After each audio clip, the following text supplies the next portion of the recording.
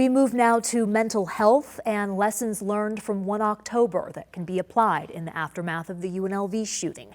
Here to discuss are Tennille Pereira, Director of the Vegas Strong Resiliency Center, and Stephen Benning, Associate Professor of Psychology at UNLV. Thank you both for joining us. And first off, Stephen, you were on campus at the time of this shooting. What was your experience? So I received word through the UNLV alerts system that there was a shooter. We got 3 messages in pretty quick succession, which had never happened before. Whenever there was a training drill, we knew about it ahead of time, and there was plenty of warning about it, and it was usually just one message. And so I dragged a desk in front of my door and got messages after about 12:30 or so, I think, that the situation had been resolved and that the police were clearing buildings.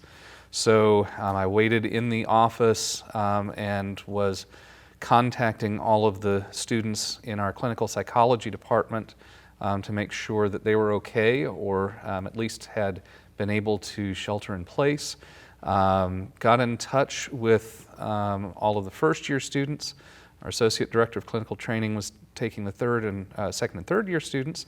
I had gotten through 2 of the fourth-year students when the police came to evacuate me to the Thomas and Mack, and so I went around looking to provide psychological first aid to people who were there, and also greeting some of our students who came through additional evacuation waves, tried to see if they could get belongings, figure out where people were going, and then drove home after it was very clear that Las Vegas had established a great crisis response at the reunification center. Psychological first aid, I've never heard that, but you were administering that to other students. How have you administered it to yourself? How are you doing? Well, just before coming in today, my wife was cleaning off the door of our patio, talking about the little paw prints, and the day that all of this happened, I got an email from his school saying that there was an incident at a fire drill, which made me really start wondering what that incident was, and it elicited a sort of overwhelming burst of emotion before coming in, and it's really easy to shame yourself in that moment and feel like I shouldn't be feeling this way. My wife was right there. She came over to my side as I was weeping and comforted me. And I still felt, even as a psychologist, even as someone who knows that these kinds of reactions are completely normal, having these associations, these triggers come out, is totally normal, totally expectable, not disordered in any way. They are simply reactions to these kinds of traumatic events. I still had this sense of guilt for burdening her and felt like I shouldn't do this.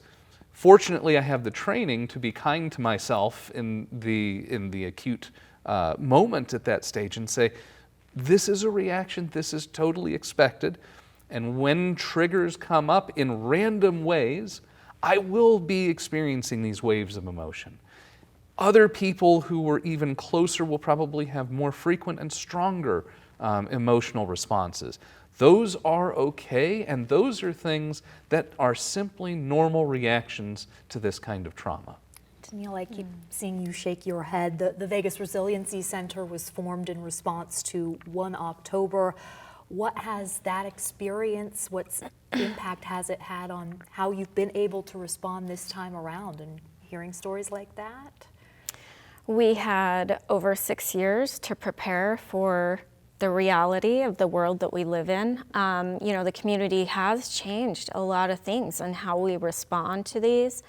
We have a lot more knowledge on how trauma impacts someone and how we respond. We've, tried to do a lot of education with just the general community that, these things are normal to respond in this way. We were ready to go. Immediately, we were ready to go.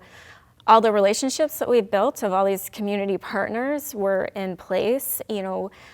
Things went much smoother, the reunification stage. And we have programming in place already. We know who to call. We know who's properly trained. So we're definitely in a much better place.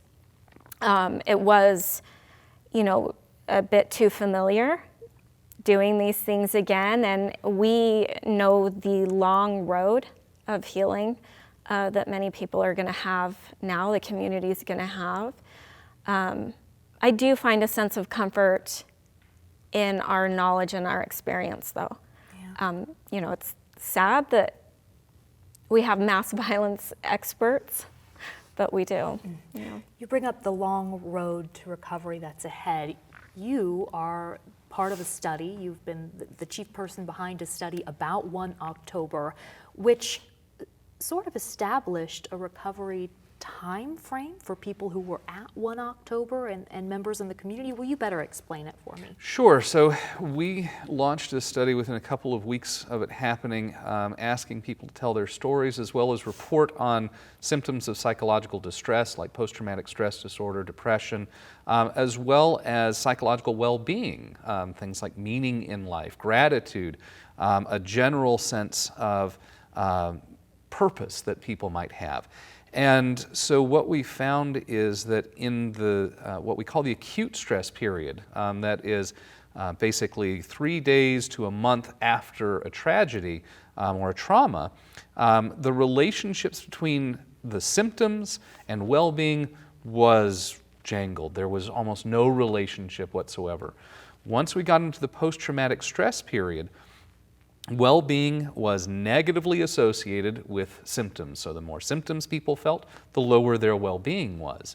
And it turned out that in the initial part of the acute stress period, people in the community had elevated levels of post-traumatic stress, but about 50% of people who were at the festival would meet probable levels of symptoms that would be consistent with a PTSD diagnosis.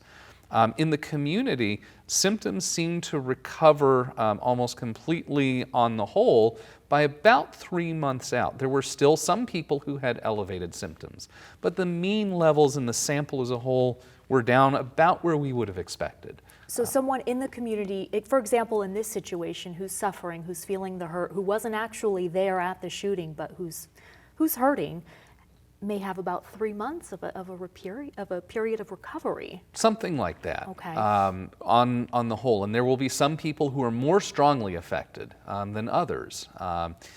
The people who were at the festival, by the time our year-long follow-up happened, in the final wave of the study, their average levels of post-traumatic stress symptoms were about where the average level of those symptoms were in the community right afterward. And we also saw a bump of depression happen in the community at that 1-year event that didn't seem to happen for people in the festival, largely probably because they were still having relatively elevated levels of symptoms.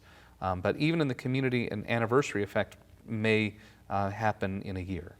And Tennille, what kind of impact have you seen or do you expect to see as a result of this shooting on victims of 1 October who you've been serving? We have seen an impact. Already? Yes, it's been very, very hard on them, and in particular the ones that are living here in Las Vegas or have connections to Vegas or UNLV. We are a fairly small community, and almost everyone has some type of connection to UNLV. So it feels a lot more personalized when you have that connection. And then these individuals have a mass violence connection from Las Vegas as well. So it has been very emotional for them. Who needs to be seeking help, in your opinion? Anyone that's struggling, there is help out there. They don't have to go through this alone, and we really want to stress that.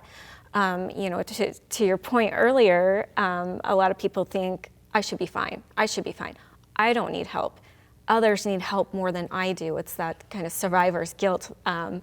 There's others that are struggling more. that is not the case. There is plenty of help to go around, and we want people to reach out for resources if they're struggling.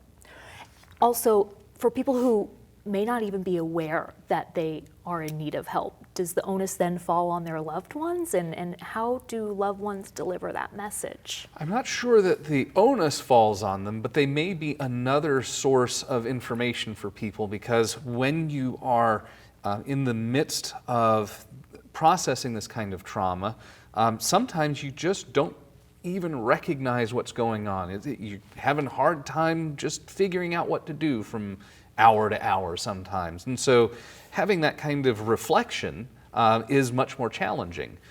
The thing that came out of this study that's really important to recognize is that there are going to be levels of suffering that people have that are probably normal and expectable reactions, but that doesn't mean that they don't need help from other people. And right now we're moving into an era in which we're moving towards skills for psychological recovery, because the acute trauma has passed. And unlike a natural disaster, people's needs are now still probably met. They're able to go back to their cars, their classrooms, get the information and the material that was left behind.